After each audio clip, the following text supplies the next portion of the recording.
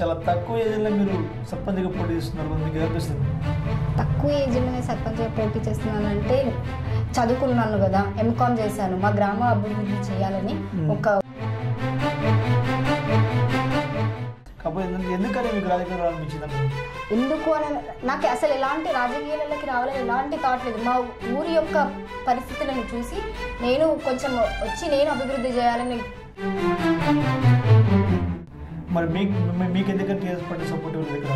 మాకెందుకు TRS party నుంచి మద్దతు రాలేదంటే ధైర్యం చేసి సర్పంచ్గా పోటీ చేస్తున్నారు, విద్యావంతులు రాజకీయాలకు వస్తేనే మార్పు సాధ్యం వస్తున్నారు, బాగుంది. అది విద్యావంతులు వస్తే రాజకీయం మారుతుంది అనే ఒక ఉద్దేశంతోనే నేను ముందడిగేశాను. సరే, ఓకే రైట్. మరి ఇప్పుడు మీరు ఏ పొలిటికల్ పార్టీకి సపోర్ట్ ఇవ్వట్లేదు? ఎలాంటి పొలిటికల్ పార్టీ సపోర్ట్ ఇవ్వట్లేదు. అసలుకి గ్రామానికి పొలిటికల్ పార్టీ ఈ లష్కర్గూడ గ్రామంలో ప్రజలకి వాళ్ళ కుటుంబాలకు వెళ్ళి వస్తున్నప్పుడు మరి వాళ్ళ ప్రధాన నుంచి రెస్పాన్స్ ఏ విధంగా ఉంది? మీరు ఎవరికి చెప్తున్నారు? వాళ్ళు కూడా అంటున్నారు, ఫస్ట్ టైం ఒక చదువుకున్న విద్యార్థి ముందుకు రావడం మాకు సంతోషంగా ఉంది. ప్రచారానికి వెళ్తున్నారు, మరి ప్రజలు మీ దృష్టికి ఏ సమస్యలు తీసుకొస్తున్నారు ఇక్కడ? వాళ్ళు మాకు ప్రత్యేకంగా ఇది కావాలి, ఎవ్వరూ అసలు ప్రజల ఇది కావాలి అది కావాలని ఏం అడగట్లేదు. ఏంటంటే మారిన తర్వాత ఏదన్నా ఒకటి చేస్తారనే నమ్మకంతో వాళ్ళు. సరే, ఓకే రైట్. మిమ్మల్ని గెలిపిస్తారంటున్నారు, మీ మద్దతు బాగుందంటున్నారు. మరి గెలిస్తే ఈ లష్కర్గూడ గ్రామ పంచాయతీ సర్పంచ్గా మీరు ఏం చేస్తారు? తెలంగాణలో ఉన్న ఇప్పుడు వచ్చిన అన్ని నిధులు ప్రతి ఒక్కటి, లైక్ ఇప్పుడు కళ్యాణ లక్ష్మి కానీ. మరి ప్రచారానికి వెళ్తున్నప్పుడు ఈ ప్రచారం నిజంగా మీకు ప్రత్యేక దూరం ఉంటున్నారు పోటీలో? ప్రధానంగా పోటీ అంటే నా పోటీ నలుగురు ఉన్నారు, ఆ నలుగురికి మరి చివరిగా చెప్పి ఇప్పుడు ఈ లష్కర్గూడ గ్రామ ప్రజలు ఈ ములుగు మనిషికి ఓటేయాలంటే మీరు ఏం చెప్తారు? గ్రామాన్ని అన్ని రంగాలుగా అన్ని విధాలుగా అభివృద్ధి చేస్తాను.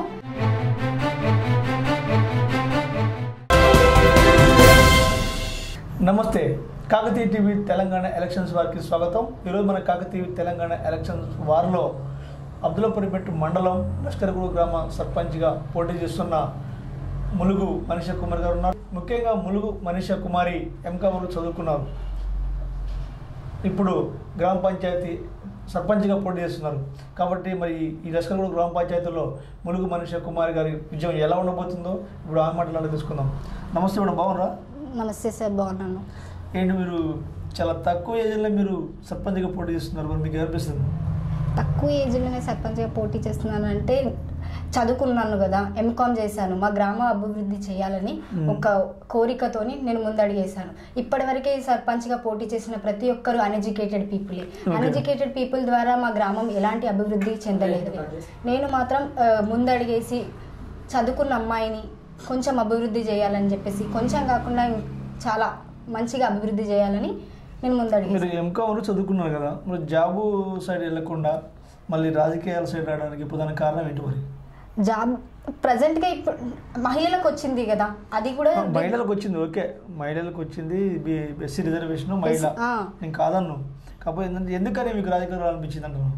ఎందుకు అని నాకు అసలు ఎలాంటి రాజకీయాలకి రావాలని ఎలాంటి థాట్ లేదు. మా ఊరి యొక్క పరిస్థితులను చూసి నేను కొంచెం నేను అభివృద్ధి చేయాలని సడన్గా నాకు ఆ థాట్ రావడం వల్ల నేను ఇందులోకి వచ్చాను అంతే. ఓకే, ప్రధానంగా చూసుకుంటే మీ ఫాదరు తెలంగాణ ఉద్యమంలో పనిచేసేది తెలిసింది, టీఆర్ఎస్ పార్టీలో పనిచేసేది తెలిసింది. ఇక్కడ మీ ప్రత్యర్థులకి టీఆర్ఎస్ పార్టీ సపోర్ట్ ఇస్తుంది, మరి మీకు ఎందుకంటే టీఆర్ఎస్ పార్టీ సపోర్ట్ ఇవ్వలేదు ఇక్కడ? మాకెందుకు టీఆర్ఎస్ పార్టీ నుంచి మద్దతు రాలేదంటే మేము అడిగాడు, మా డాడీ అడిగాడు మాకు మద్దతు కావాలి ఇలా అంటే, మీ దగ్గర ఎన్ని లక్షలు ఉన్నాయి, మీరు ప్రజలకు ఇలా పెట్టగలరా, మీరు మనీ లేని రాజకీయాల్లోకి రావద్దు అన్నట్టుగా మాట్లాడుతున్నారు వాళ్ళు. నేనేంటంటే మనీ లేకుండా చదువు ఉంది, తెలివి ఉంది, నిజాయితీతో వెళ్దాం. యాజ్ ఏ ఎడ్యుకేటెడ్ స్టూడెంట్ నేను అలా ముందుకి మా డాడీకి వెళ్దాం డాడీ, ఎవరి సపోర్ట్ వద్దు, మనం ముందుకెళ్ళి మనం ట్రై చేద్దాం, ఇంటింటికి వెళ్ళి ప్రచారం చేసుకుందాం, వాళ్ళలో కొంచెం మార్పు తెద్దాం అని మాటలతోని నేను, మా డాడీ, మా ఫ్యామిలీ మెంబర్స్ సపోర్ట్ ఓన్లీ. మరి చెప్పండి, మరి మీరు బాగానే ధైర్యం చేసి సర్పంచ్గా పోటీ చేస్తున్నారు, విద్యావంతులు రాజకీయాలకు వస్తేనే మార్పు సాధ్యం వస్తున్నారు, బాగుంది. అది అది విద్యావంతులు వస్తే రాజకీయం మార్చాలి, మారుతుంది అనే ఒక్క ఉద్దేశంతోనే నేను ముందడిగేశాను. అందరు అనుకుంటున్నారు ఈమె చదువుకున్న పిల్ల, చిన్న పిల్ల, ఈమె ఏం చేయగలుగుతారు. చిన్న పిల్ల అయితే ఏంది, చదువుకున్న పిల్ల, తెలివి ఉంటుంది, వాళ్ళకి ఉన్నంత ఉండకపోవచ్చు, వాళ్ళకు ఉన్నంత లోకజ్ఞానం ఉండకపోవచ్చు, కాకపోతే నాకు ఎడ్యుకేషన్ ఉంది, నాలెడ్జ్ ఉంది. దాని ప్రకారంగా నేను పెద్ద పెద్ద వాళ్ళతో ఎలా మాట్లాడగలుగుతానో, ఎలా వాళ్ళతో రూల్స్ అండ్ రెగ్యులేషన్స్ పాటించి నేను ముందుకేసి ఎలాంటి నిధులనైనా సరే, ఎలాంటి మనకి తెలంగాణకు వచ్చిన అవన్నీ తీసుకొచ్చి నేను ఇక్కడ కొంచెం అభివృద్ధి చేయాలి, ప్రజలందరికీ అందేటట్టుగా చేద్దామని నేను ముందడిగేశాను. సరే, ఓకే, రైట్. మరి ఇప్పుడు మీకు ఏ పొలిటికల్ పార్టీ మీకు సపోర్ట్ ఇవ్వట్లేదు? ఎలాంటి పొలిటికల్ పార్టీ సపోర్ట్ ఇవ్వట్లేదు. అసలుకి గ్రామానికి పొలిటికల్ పార్టీ యొక్క సంబంధం లేదు. గ్రామ అభివృద్ధికి కావాల్సింది ప్రజల యొక్క సపోర్ట్. నేను వాళ్ళకి అర్థమయ్యేలాగా చెప్పి నేను వాళ్ళ సపోర్ట్ తీసుకొని గెలుద్దామనే ఒక ఉద్దేశంతోనే నేను ముందుకు వచ్చాను. రైట్. మరి మీరు ప్రజల సపోర్ట్తోనే గెలవాలనుకుంటున్నారు కాబట్టి మీరు ప్రజలకు వెళ్తున్నారు.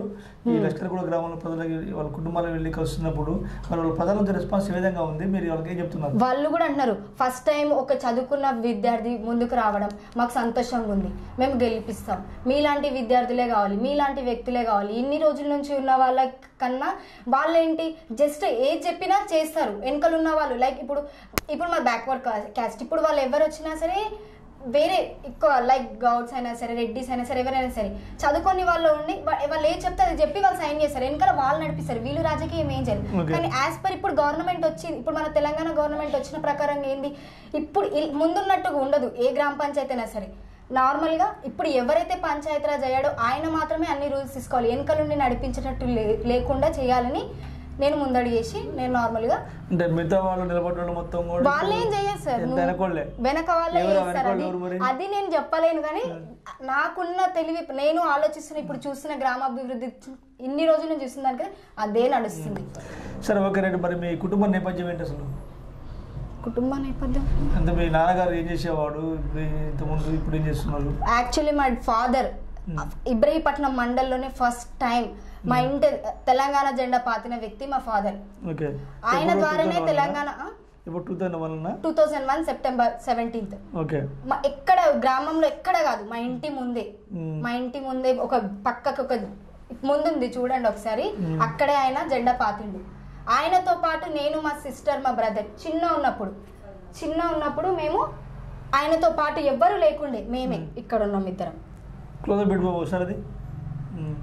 ఇక్కడ మేము చిన్న ఉన్నప్పటి నుంచి ఇలా సహకరించి మీరు పోటీ చేస్తున్నప్పుడు టిఆర్ఎస్ పార్టీ వాళ్ళు ఇవ్వాలి, మద్దతు ఇవ్వాలి, కాకపోతే వాళ్ళు ఇవ్వట్లేరు. మాట్లాడారా మరి? నేనేమి ప్రత్యేకంగా వెళ్ళి కలవలేదు. నేనంటే తెలియదు, మా ఫాదర్ తెలుసు కదా, మా ఫాదర్ తిరిగాడు, మా ఫాదర్ గురించి అందరు తెలుసు. ఇప్పుడు ఊర్లో ప్రతి ఒక్కరు ఉన్నారు, నీ వల్ల కదా తెలంగాణ పార్టీ అనేది ఊర్లో ఇట్లా వచ్చింది, కానీ నిన్నే లెక్క చేస్తలేరు ఎందుకు అని వేరే వాళ్ళు కూడా ప్రశ్నిస్తారు మా ఫాదర్ని. కాకపోతే మా ఫాదర్ ఏమనగలుగుతారు, ఏం చెప్పలేడు. లైక్ ఇప్పుడు రాజకీయం అంటేనే డబ్బులాగా మారిపోయింది, ఇంకా మేమేం అజ్జేయలేకపోతున్నాం అంతే. సరే, మీరు ప్రచారానికి వెళ్తున్నారు, మరి ప్రజలు మీ దృష్టికి ఏ సమస్యలు తీసుకొస్తున్నారు? ఇక్కడ మీరు వాళ్ళు వెళ్ళి అడుగుతున్నప్పుడు వాళ్ళు ఏం చెప్తారు? వాళ్ళు మాకు ప్రత్యేకంగా ఇది కావాలి, ఎవ్వరూ అసలుకి ప్రజల ఇది కావాలి అది కావాలని ఏం అడగట్లేదు. ఏంటంటే మారిన తర్వాత ఏదన్నా ఒకటి చేస్తారనే నమ్మకంతో వాళ్ళు మిమ్మల్ని గెలిపిస్తాం, మీ పైన మాకు నమ్మకం ఉంది అనేటట్టు పాజిటివ్గానే రెస్పాండ్ వస్తుంది ప్రస్తుతానికి మాత్రం. సరే, ఓకే, రైట్. మిమ్మల్ని గెలిపిస్తారంటున్నారు, మీకు మద్దతు బాగుంది అంటున్నారు. మరి గెలిస్తే ఈ లష్కర్గూడ గ్రామ పంచాయతీ సర్పంచ్గా మీరు ఏం చేస్తారు? మరి తెలంగాణలో ఉన్న ఇప్పుడు వచ్చిన అన్ని నిధులు ప్రతి ఒక్కటి లైక్ ఇప్పుడు కళ్యాణ లక్ష్మి కానీ, షాదీ ముబారక్, రైతు బంధు, రైతు బీమా, మళ్ళీ ఇంకా పెన్షన్, ఈ ప్రతి ఒక్కటి ప్రజలందరికీ అందేలాగా నేను ఇప్పుడు ఉన్న ఎమ్మెల్యే సహకారంతో, ఆయన నాకు సపోర్ట్ ఇవ్వకపోయినా ఆయన సహకారం, ఇప్పుడు నేను సర్పంచ్ అయిన తర్వాత ఆయన సహకారమే నేను తీసుకోవాల్సింది, ఆయన సహకారంతో ప్రజలందరికీ అందిస్తాను. అలాగే ఇప్పుడు కొత్తగా వచ్చింది ఇంటింటికి 6 పండ్ల చెట్లను ఇచ్చి వాళ్ళకి వాటిని ఎలా పెంచాలి, వాటి ద్వారా నేను వాళ్ళకి కొంచెం ఏం చేయాలనేది నేను చెప్పి వాళ్ళకి పెంచేలాగా చేస్తాను, ఇంటింటికి 6 చెట్లు ఇచ్చేసి. మీరు చెప్పిన విషయాలు మొత్తం కూడా ఇప్పుడు మీరు ప్రచారానికి వెళ్తున్నప్పుడు వాళ్ళకి చెప్తున్నారా లేదా? అలాంటివి ఎప్పట్లేదు. నేను అలాంటివి చెప్పాలంటే నాకు భయం ఇస్తుంది. మొన్న నేను నామినేషన్ వేసినప్పుడు ఆంధ్రజ్యోతి వాళ్ళు నాకు కాల్ చేసి లైక్ ఇలా మీరు ఏమేమి చేస్తారండి, ఇంత చిన్న ఏజ్లో మీరు సర్పంచ్గా పోటీ చేస్తున్నారని అడిగినప్పుడు నేను వాళ్ళకి కాల్ ఇంటర్వ్యూలో నేను చెప్పాను, నేను ఇలా కోతులను పట్టిస్తాను, మా గ్రామ పాఠశాల నేను చిన్న ఉన్నప్పటి నుంచి అలానే ఉంది గవర్నమెంట్ పాఠశాల. మళ్ళీ ఇంకా మా ఊర్లో పిల్లలకి ఆడుకోవడానికి ప్లే గ్రౌండ్ లేదా ఎలాంటి వసతులు లేవు, నేను అన్నీ చేస్తాను. నెక్స్ట్ డేనే ఇంప్లిమెంట్ అయింది. లైక్ ఇన్ని డేస్ నుంచి ఉన్న సర్పంచెస్ ఏం చేయకుండా నెక్స్ట్ డేనే కోతులను పట్టియడానికి తీసుకొని వచ్చినారు. నేను ఇప్పుడు ఏం చేయాలి అనేది కూడా నేను చెప్పుకోలేకపోతున్నాను. సమస్యలు పెద్ద సమస్య అంటే మా ఊర్లోకి ఉన్నది అది కోతులదే, కోతుల సమస్యనే. ఆ కోతుల సమస్యనే నేను ఎట్లా పట్టించాలని, ఇప్పుడు నార్మల్గా కోతులను పట్టేయడానికి ఎవరినో ఇట్లా కూలీలను తీసుకొచ్చి పట్టించేలాగా చెయ్య నేను. ఒకవేళ నేను సర్పంచ్ అయితే ఫారెస్ట్ ఆఫీసర్తో మాట్లాడి దానికి కూడా ఒకటి ఉంటుంది, ఎలా ప్రాసెస్ ఉంటుందో ఏం చేయాలో ఇలా ఉంటుంది. అలా నేను వెళ్ళి వీటిని నేను పట్టిస్తాను. మరి అంటే ప్రచారంకి వెళ్తున్నప్పుడు ఈ ప్రచారం నిజంగా మీకు ప్రత్యర్థి ఎవరు అనుకుంటున్నారు? మరి పోటీలో ఈ పోటీలో ఎవరు మీకు ప్రధానంగా పోటీ అంటే నా పోటీ నలుగురు ఉన్నారు. ఆ నలుగురికి డబ్బులు పెడుతున్నారు. నలుగురు పోటీ అనుకోవాలి నేను, ఎందుకంటే నేను ఒక్కదాన్నే డబ్బు పెట్టలేదు. మీరు ఒక్కళ్ళు డబ్బులు పెట్టలేదు కాబట్టి మీరు ఒక్కళ్ళే మా ముగ్గురు పోటీ. ఇప్పుడు నేనే పోటీ. వాళ్ళ బ్రెయిన్లో ఏంటంటే అరే చదువుకున్న అమ్మాయి వచ్చింది, ఈమె ద్వారా జనాలు ఏమన్నా మైండ్ చేంజ్ అవుతుందేమో అని వాళ్ళు అట్లా భయపడుతున్నారు. మళ్ళీ ఇంకొకటి వీళ్ళు డబ్బులు పెట్టట్లేదు, చాలు వీళ్ళేం గెలుస్తారు అన్నట్టు వాళ్ళకు ఉంది. ప్రజలు ఏమనుకుంటున్నారు అని అంటే కొందరు మనసులో డబ్బు లేని గెలవరకు కష్టం అని కొందరు అంటారు. కొందరేమో నువ్వు ముందుకు రావడమే అదే ఒక పెద్ద గెలుపు, నువ్వు గెలుస్తావని కొందరు అట్లా అంటారు. కొందరు అలా అనేవాళ్ళు ఉన్నారు, కొందరు ఇలా అనేవాళ్ళు ఉన్నారు. అంతే. మరి చివరిగా చెప్పి ఇప్పుడు ఈ లష్కర్గూడ గ్రామ ప్రజలు ఈ ములుగు మనీషకు ఓటేయాలంటే మీరు ఏం చెప్తారు? చెప్పండి, గ్రామాలకు ఏం చెప్తారు చెప్పండి. గ్రామాన్ని అన్ని రంగాలుగా అన్ని విధాలుగా అభివృద్ధి చేస్తాను. నేను సర్పంచ్ అయిన తర్వాత అందరికీ అందుబాటులో ఉంటాను. ఎలాంటి పరిస్థితి వచ్చినా ఎలాంటి అవసరం కావాలన్నా అందరికీ అందుబాటులో ఉండి నేను అన్ని విధాలుగా సహకరిస్తాను. నా వల్ల కాంది కూడా పెద్దవాళ్ళతో అయినా సరే నేను వాళ్ళతో మాట్లాడి వాళ్ళతో అన్ని విధాలుగా డిస్కస్ చేసి నేను అందాల్సినవి అందేలాగా చేస్తాను.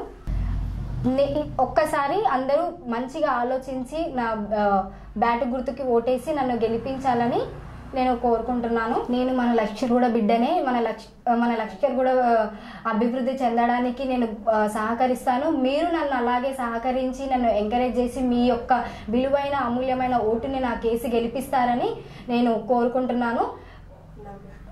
నా ప్రయత్నం నేను చేసి మొత్తం గ్రామాన్ని అభివృద్ధి చేసి చూపుతాను. ఒక్కసారి నాకు అవకాశం ఇచ్చి చూడండి, నేను పక్కా గెలిచి మీకు అభివృద్ధి చేసి చూపిస్తాను.